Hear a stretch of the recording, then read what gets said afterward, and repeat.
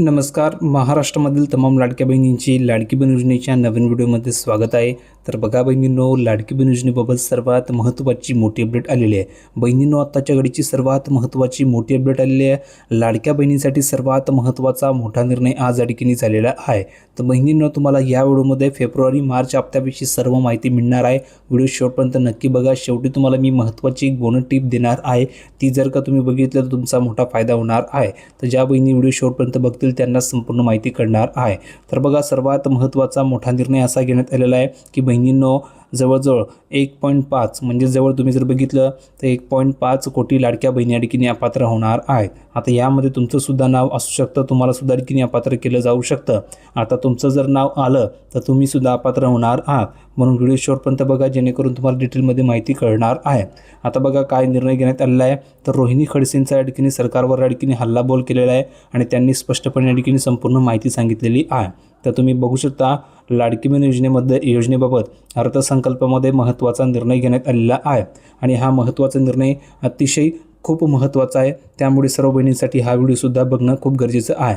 तर बघा, लाडकी बहीण योजनेसाठी जवळजवळ 26,500 कोटींची तरतूद केलेली आहे. तुम्ही बघू शकता किती 26,500 कोटींची ठिकाणी तरतूद केलेली आहे. 2026-27साठी ही तरतूद करण्यात आलेली आहे. दरम्यान मागच्या वर्षाच्या तुलनेमध्ये या वर्षाच्या निधीमध्ये 26% कपात करण्यात आलेली आहे. किती? तर जवळजवळ 26% ठिकाणी कपात झालेली आहे. एकूण जर तुम्ही बघितलं तर 9,500 रुपयांची कपात केलेली आहे. त्यामुळे विरोधकांनी सरकारवर हल्लाबोल या ठिकाणी केलेला आहे. आता हल्लाबोल कसा केलेला आहे हे समजून घेणं गरजेचं आहे.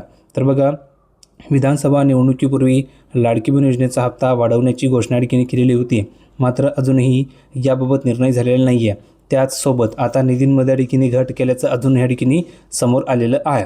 आता बघा, या निधीमध्ये कपात केली आहे, त्यामुळे लाडक्या बहिणी अपात्र ठरवल्या जात आहेत असा प्रश्न विचारला जात आहे. रोहिणी खडसे यांनी सरकारवर या ठिकाणी घणाघात या ठिकाणी आरोप केलेला आहे. आता रोहिणी खडसे यांनी काय सांगितलेलं हे समजून घ्या. तर रोहिणी खडसे म्हणाल्या की आता या क्षणाला विधिमंडळामध्ये महिला शेतकऱ्यांच्या सक्षमीकरण या विषयावर या ठिकाणी चर्चा सुरू आहे.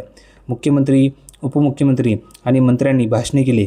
तर दुसरीकडे आतापर्यंत जवळजवळ 1 कोटी लाडक्या बहिणींना ठिकाणी अपात्र ठरवलेलं आहे आणि हा सरकारचा दुटप्पीपणा आहे. विधानसभा निवडणुकीच्या आधी सुरू केलेल्या या योजनेची आज परिस्थिती काय? निवडणूक होती तेव्हा शासनाने लाडक्या बहिणींना पैसे दिले. आता निवडणुकीनंतर लाडक्या बहिणींवरचे प्रेम कमी होऊ लागले आहे. शासनाची ही वागणूक म्हणजेच अपना काम बनता अभी भाड में जाय जनता असा शब्द त्यांनी या ठिकाणी वापरलेला आहे. म्हणजे अशा शब्दामध्ये शासनावर त्यांनी हल्लाबोल या ठिकाणी केलेला आहे. तर बघा बहिणींनो, अगोदर सर्वच बहिणींना ठिकाणी पैसे मिळाले होते. नंतर निवडणूक झाल्याच्या नंतर बहिणींना अपात्र करण्यात या ठिकाणी आलेलं आहे. निकष या ठिकाणी चेक करण्यात आलेलं आहे. यामुळे भरपूर बहिणी अपात्र झालेल्या आहे. त्यामुळे सर्वच बहिणी या ठिकाणी नाराज आहे. ज्या बहिणी अपात्र झालेल्या आहेत त्या ठीक आहे. आता यामुळे काय होणार आहे, तर सरकारला सुद्धा ठिकाणी खूप लोड येत होतो लाभ देण्यासाठी. सरकारला सुद्धा एवढ्या या ठिकाणी पैसे कुठून आणायचा हा प्रश्न पडत होता. त्यामुळे सरकारने बहिणींना अपात्र केलेलं आहे. नंतर KYCचा मुद्दा ठिकाणी आणला. KYCमध्ये सुद्धा भरपूर बहिणी अपात्र झालेल्या आहेत. आता महत्त्वाचा मुद्दा आहे की तुम्हाला हप्ता कधी येणार आहे. आता बघा, ज्या बहिणी अपात्र झाल्या आहेत तर त्यांना 31 मार्चपर्यंत ठिकाणी KYC करायची आहे. म्हणजेच KYCमध्ये ज्यांच्या चुका झाल्या होत्या त्यांना 31 मार्चपर्यंत त्यांची चुका दुरुस्त करून पुन्हा एकदा KYC करायची आहे.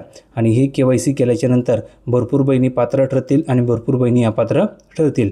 तर ज्या बहिणी पात्र ठरतील त्यांना पैसे मिळतील, ज्या बहिणी अपात्र ठरतील त्यांना पैसे मिळणार नाही आहे. आता बघा, ज्या बहिणी पात्र आहेत, ज्यांना हप्ते मिळत आहेत, त्यांना आता फेब्रुवारी-मार्चचा हप्ता कधी मिळणार आहे. तर बघा बहिणींनो, फेब्रुवारी आणि मार्चचा जो हप्ता आहे तो तुम्हाला 3,000 रुपये एकत्र येणार आहे. लक्षात घ्या, 3,000 एकत्र येणार आहे आणि हे 3,000 रुपये तुम्हाला येत्या 5 ते 6 दिवसामध्ये मिळणार आहे. कारण सरकारने संपूर्ण प्रोसेस या ठिकाणी सुरू केलेली आहे. निधीसुद्धा या ठिकाणी वाटप होणार आहे. म्हणजेच्या 5 ते 6 दिवसामध्ये तुमच्या अकाउंटवर हे पैसे तुम्हाला येऊ शकतात.